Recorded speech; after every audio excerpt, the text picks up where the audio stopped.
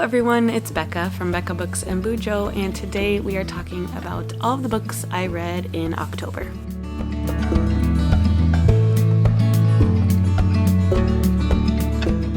This is maybe one of the smallest reading months I've had in a while. I completed 7 books. Here are some other statistics. It felt like a rather mediocre month. Even though my average was a 4.07, it still felt like there weren't that many standouts. And it just felt like a slow reading month for me, which I don't know if I'm out of my slump officially, but I think maybe November will be better. But let's talk about the October books first. We're just going to go in the order that I read them because that's what my brain can handle right now. It is late on a Monday evening when I'm filming, so you will understand. Okay, so the first book I completed in October was The Long Way to a Small Angry Planet by Becky Chambers. I just this year maybe read A Psalm for the Wild Built by Becky Chambers and absolutely loved it, cried, gave it 5 stars, and so I wanted to try something else by this author. I got this series gifted to me from a patron, Jess, and I'm so happy that she gifted me these. But this one fell a little flat for me. I think it was an all vibes, no plot book, and I was looking for a little bit of plot to get me through all of those vibes. I really enjoyed the characters. There were some quirky, goofy characters that I loved. The premise of this book, it is about a group of characters. Some are human, some are alien, some are extraterrestrials. I don't know what to call them. There were all different sorts of beings, and they are traveling through space on a spaceship, and they have tasks to do. I don't really quite understand that. I'm not a sci-fi person necessarily, but they had to like jump through hoops to connect galaxies or something. So I did love the characters. I loved the relationships they were able to build with one another through being in this tight-knit community and like forced proximity community. But yeah, I was looking for, I guess, a little bit more driving factors to it, and it just didn't have that for me. I mentioned this, I think, in my unhaul because I am going to unhaul this book. But I have a lot of passages marked because I feel like Becky Chambers' writing is just so beautiful and you get little nuggets of information that you want to keep and hold on to. But it just wasn't the story for me. So I gave it 3.5 stars. The next book I completed was Sea of Tranquility by Emily St. John Mandel, another sci-fi and like space exploration, which is weird for me. I don't normally read sci-fi. So this one is kind of a post-apocalyptic world. There's a pandemic. For some reason, I think Emily St. John Mandel loves a pandemic in her stories. I've only read Station 11, but there was a pandemic in that one too. Hits a little close to home now after 2020. But anyway, this one is about time travel and a pandemic, and it's just a little weird in like how it's written because you're jumping back and forth in time and trying to follow, but I still really enjoyed the story and how it all came together in the end. You're introduced to a lot of different characters and you're wondering how it's going to come together, but it does, and it's kind of fascinating. It's interesting to see people living on the moon in this, and just the interplanetary, I guess it's not planet, well, is it? Interplanetary transportation that they take. It was very interesting, and the one quirk with this one, I don't know if it talks about it, but just like what these timelines had in common was just very, very interesting. So yeah, I enjoyed this one. I gave it 4 stars. Next up, I read The Whalebone Theatre by Julia Quinn. I had borrowed a copy from a friend and already gave it back to her. So here's a picture. This is a World War II story set in England for the most part, but sometimes in France during the actual war parts. And we follow 3 children in a family and how they are all affected by the war. It wasn't like anything spectacularly different than any World War II story that I've read. However, it did have just a little bit of a different lens because of this Whalebone Theatre. So the book starts out with the characters finding a beached whale, or a whale that has died on their shores, and they then take the bones of this whale and make it into a theater. The three children of this family, I'm sorry, I can't remember the name of this family, but they're a pretty prominent and elite family in England. They are all in love with acting and performing on a stage.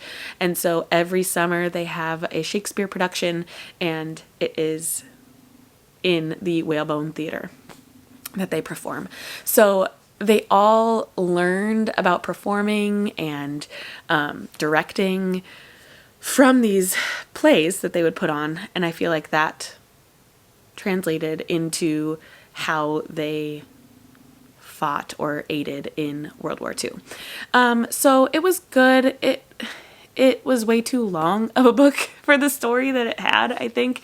It was like almost 600 pages, and we just dove too deep into side characters that we didn't need to. We could have focused on these three siblings for the most part and gotten a much shorter story and made it a little bit better. So I gave this one 3.5 stars. Next up, we finally have a 5-star. I read The Man Who Died Twice by Richard Osman. I discussed this in length in my Read It or Not challenge for the month, so I'm not going to go too much into it. And also it's a sequel, so I don't want to talk too much that way. But we are following a group of 70-year-old people who live in a retirement home, and they solve murders together. And it's just really fun. Richard Osman has created such a wonderful cast of characters, and you grow to love them and care for them and feel for them whenever they go through hardships. So yeah, I loved this one. I shed a tear, and I'm looking forward to continuing this series. They have their fun little hijinks and solve a murder or two. And it's a really fun series. And if you haven't picked it up by now, definitely try the Thursday Murder Club series by Richard Osman. Next up, I completed The Wedding Witch by Erin Sterling, which is the third in her X-Hex trilogy. And I think it's just a trilogy. Correct me if I'm wrong, but I only know about the 3 books because it follows 3 brothers who are witches, the Penhallow brothers. This one was maybe my favorite of the trilogy. I did really like the original, the X-Hex. The second, The Kiss Curse, is not the best, I don't think. But then I thought The Wedding Witch was really, really fun. There is a time travel element in this one. So the synopsis behind this one, sorry, I should give you that. We are following, let's see if I can remember their names, Bowen and Tamsin. Bowen is a Penhallow brother. He's a witch. And Tamsin does not have any magic, but she helps collect magical artifacts. She's super good at tracking those down. So she is hired by Bowen to help find magical artifacts. And they both wind up at this extravagant manor in Wales. I think that's where Bowen is from. And they are attending a wedding. Tamsin is there to try to steal a very expensive magical artifact, and Bowen is there to support a friend, but they get together and then some craziness happens and they wind up 50 years in the past trying to right a wrong. It's super fun. Of course, there's forced proximity. They have to share a bed. They're married in the past, and so their relationship gets pretty close pretty quick, and that's fine with me. I love a forced proximity romance. This trilogy is a bit steamy, and so be prepared to go into that if you are wanting to read this set of books. But yeah, I thought this was a fun one. I gave it 4 stars. Next up, I read another season-appropriate romance. I read The Pumpkin Spice Cafe by Laurie Gilmore. This is a cozy romance mystery that is perfect for fall. It just gives you those cozy autumnal vibes.